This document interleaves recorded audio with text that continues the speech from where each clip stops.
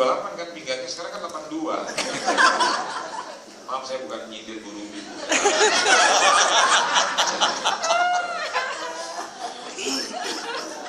Anda gak akan pernah menang bersaing dengan gadis muda, Bu. Gak akan pernah menang. Istri saya punya 7 anak tapi badannya masih bagus karena dia diet. Begitu. Kan banyak perempuan tidak diet, mengikuti firman, mengembang ke kanan dan ke kiri. Itu kalau kita biar, nggak apa-apa. Ya. Nah, ibu nggak bisa berlomba tuh dari sisi fisik, ibu kalah dengan gadis-gadis muda, betul nggak? Yang sudah melahirkan perutnya tidak mulus, lebih mulus perut saya, Bu. Ya. Perutnya Pak Ruby ini lebih mulus. Kenapa? Karena kami nggak pernah melahirkan. Boleh diadu sebentar. Kalau mau lihat perut kami mulus, nggak ada. Perut orang sudah melahirkan tuh ada nyanyiannya. Dari pulau keluar.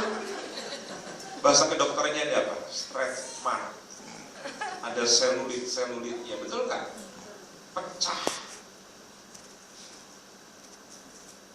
Sudah besar terus mengecil, apalagi kalau gatal sering digaruk, pasti pecah perutnya, rusak, tidak mulus, payudara berubah, pinggul berubah, betul nggak? Semua berubah. Nah, ibu mau bersaing sama gadis muda, nggak akan menang, Bu. Sadarilah, Bu, semakin tua itu kita semakin jelek. Coba nanti ngaca nih, bener nggak? Kalau ibu sekarang melihat dirimu masih muda, coba lihat ibumu. Belum sadar lihat ibumu, mbahmu kau lihat. Engkau menuju ke situ. Semakin tua kita semakin secara fisik itu semakin berubah, berkurang kecantikannya, betul nggak? Ya. Makanya berlombanya jangan dari sisi fisik, berlombanya dari sisi apa? Emosi. Suami pulang disambut yang baik. Arjuna baru pulang. Setuju? Suami pulang setengah 2 malam disambut. Batman baru pulang. Tahu Batman? Manusia kelelawar.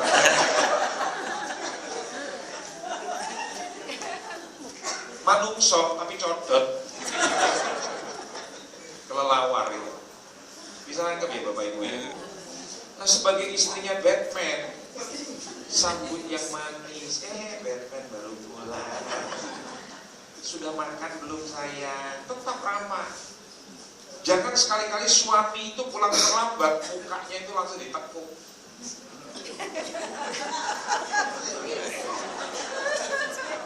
Dari mana botak?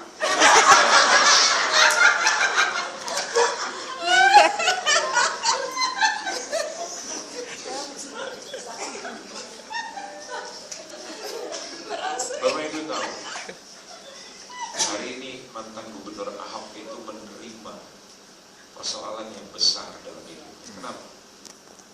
Orangnya pinter, tapi tidak bisa mengendalikan mulut. Dunia mengatakan mulutmu adalah harimaumu. Hidup mati seseorang ditentukan dari perkataan. Hati-hati loh, Bu. Tatkala suami pulang, terus kita tidak bisa menjaga mulut. Kamu tahu jam berapa, botak? Pakai. Itu namanya kita tidak mengajeni, tidak menghargai suami. Hati boleh marah, tapi kepala tetap dingin. Ngomong dengan suami yang santun, yang baik. Sudah makan belum sayang? Pasti belum makan kan? Tuh mama sudah siapin air panas mandi dulu ya. Nggak usah dicampur biar melepuh.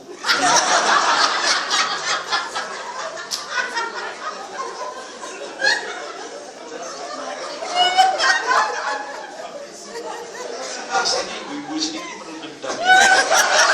Karena itu hari lepas gitu ya. Tapi banyak istri yang hadir pada malam hari ini dianiaya sama suami. Sebenarnya orang berbaliknya itu gara-gara galak. Kebanyakan makan pepes doang kan.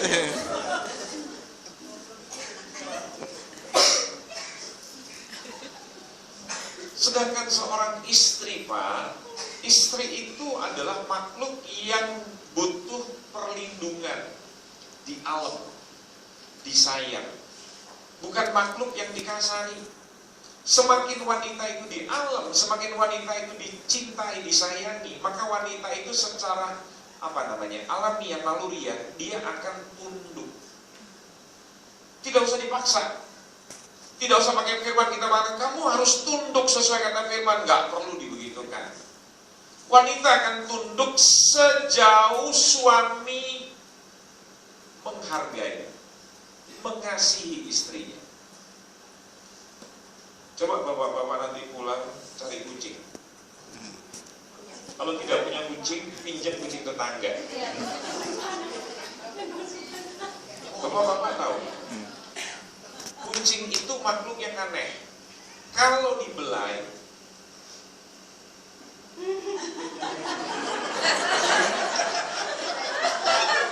terus bagaimana membedakan kucing jantan dengan kucing betina? Kalau bapak ibu pegang kucing betina, pegang di bagian punggungnya, elus, maka punggungnya akan naik. Bisa ngerti ya? Itu kucing betina. Coba bapak ibu pulang, pegang punggung istri, nanti bunyi meow.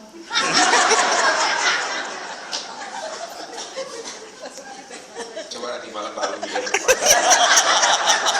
bunyi enggak? Kalau jarang bunyi, jarang dielus. Dan cara menundukkan istri itu sederhana, dielus lehernya, maka dia akan tunduk. Kenapa seringkali kucing itu bukan tunduk tapi nyokot? Karena dikeplak kepalanya. Udah tahu rahasianya bapak-bapak? Istri tidak suka dikasari, tidak suka diketak. Orang Purbalingga ngomong diketak sama ibu ya? Dicita. Coba deh dielus-elus, maka dia akan dengan sendirinya itu menyenangkan. Dia lagi masak, bapak-bapak coba pegang dari belakang peluk, begitu. Akan terjadi sesuatu yang sangat luar biasa. Itu hal-hal yang praktis yang sebetulnya kita cuma lihat di dalam cerita roman, kita cuma lihat di dalam film roman, tetapi kita tidak pernah praktekkan dalam kehidupan kita. Kemesraan itu tidak pernah terjadi secara otomatis. Banyak orang berpikir gini ya, nanti kalau saya menikah, suami istri itu akan sering ciuman. Coba saya tanya jujur di sini, berapa kali dalam sehari suami istri yang sudah menikah, suami istri sehari mencium istrinya atau mereka saling berciuman? Minimal ada tanda-tandanya lah bibirnya.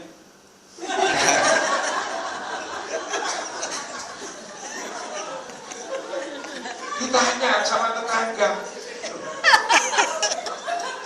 bibirnya Pak Andres itu kenapa? Bibirnya Pak Andres itu kenapa? Sang istri mengatakan, memang kami saling berciuman.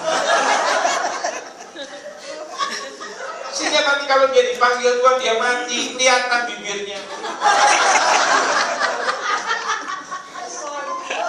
Tanya sama tetangganya loh, kenapa bibir almarhum ini kok ngoyong begitu? Mereka seumur hidup berciuman.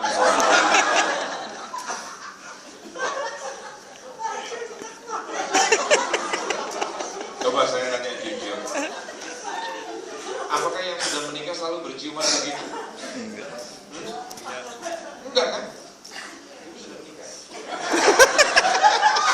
Ngomongin begini. Maksudnya saya terjemahkan boro-boro. Suaminya datang kan? Oh iya begitu. Kasihan Pak, jarang dicium.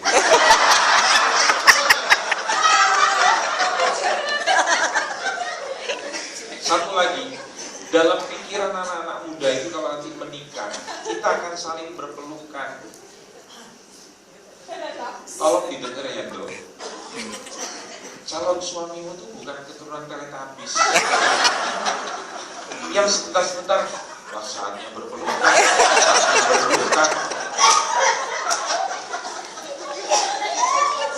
Gimana mau suka berpelukan loh, mainnya jadi gua lawang kok.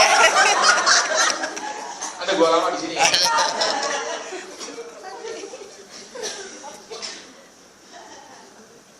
Ngerti? Ya. Kalau tidak dilatih, tidak mungkin. Setiap orang itu kan menikah punya ekspektasi, punya apa? Harapan.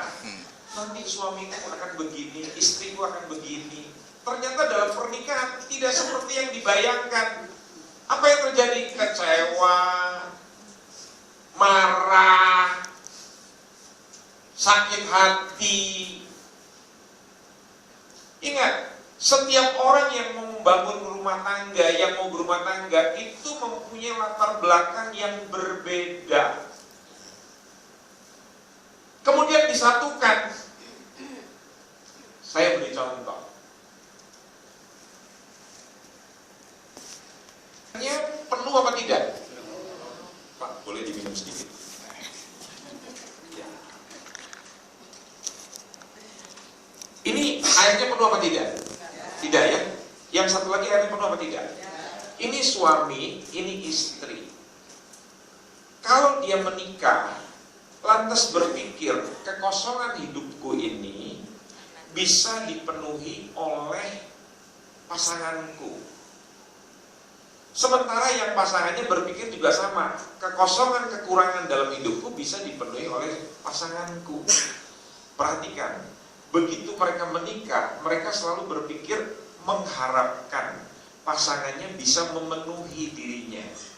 Mereka selalu mempunyai ekspektasi, mempunyai pengharapan untuk bisa pasangannya menolong dia, memenuhi hasrat hatinya. Coba lihat, ini kosong, coba dipenuhi ke sini. Ini akhirnya penuh.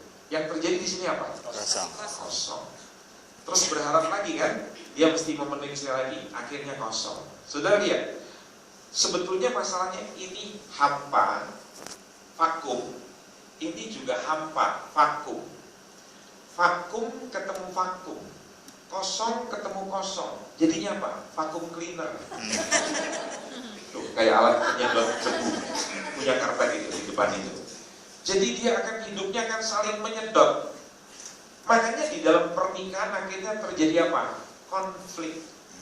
Terjadi pertengkaran yang begitu dalam. Nah, besok saya akan jelaskan tentang apa itu konflik dan bagaimana kita mengatasi konflik.